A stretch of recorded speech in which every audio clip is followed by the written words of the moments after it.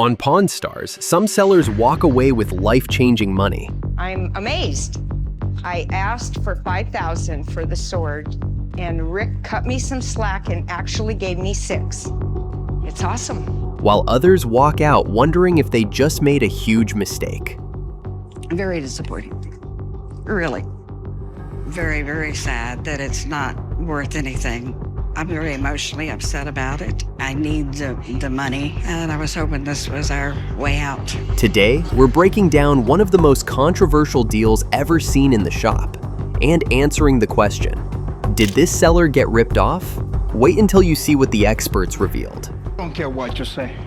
I don't care what you tell me, but I know you're full of A seller walked in holding what she claimed was a piece of comic book history, a near-mint copy of Mad Magazine #1. She believed it was worth a fortune, a holy grail for collectors. Her initial asking price was a confident $2,500. I'm asking $2,500. Okay. But as always, the shop had its doubts. She seemed to know her stuff, but emotional attachment can often cloud a seller's judgment. If you're a mad collector, you want to have Mad #1. She was hoping for a massive payday, but Rick's job isn't to make dreams come true. It's to make a profit. Rick has seen thousands of items and instantly noticed something the seller didn't. The condition was incredible. For a comic from 1952, it looked almost brand new.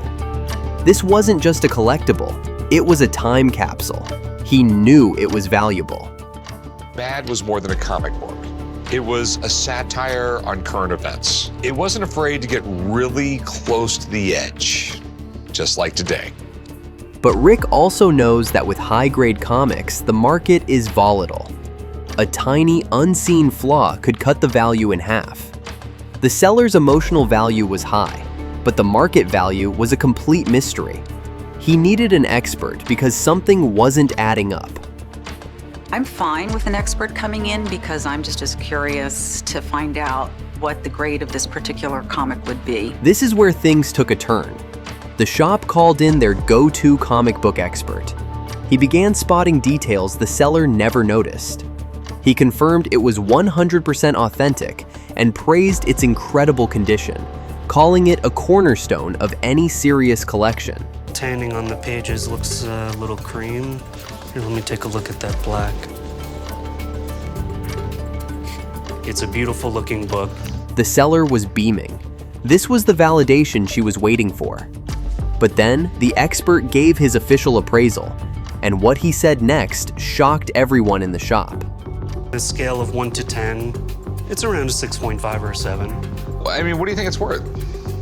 I would put the value at about $2,000. Well, thanks, man. I appreciate it. The seller stood there, expecting a massive, life-changing payday that would justify years of careful preservation. But the expert leaned in and revealed the cold, hard truth. $2,000. You could see the air leave the room. While $2,000 is a lot of money for a single magazine, it was a crushing $500 less than her confident asking price. In that one sentence, the emotional bubble she had lived in for years had completely burst. The item was 100% authentic. The condition was undeniably great. But the actual market demand was simply not aligned with her high hopes and personal attachment. Rick knew the comic was worth exactly $2,000 on the open market.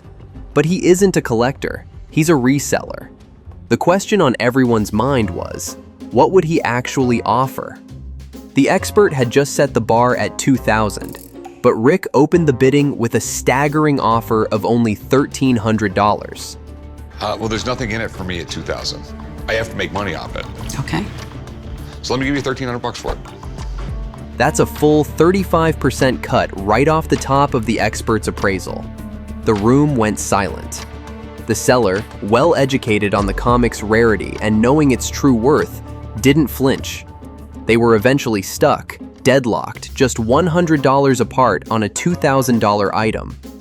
It was a stalemate of ego versus economics. Neither one would give an inch.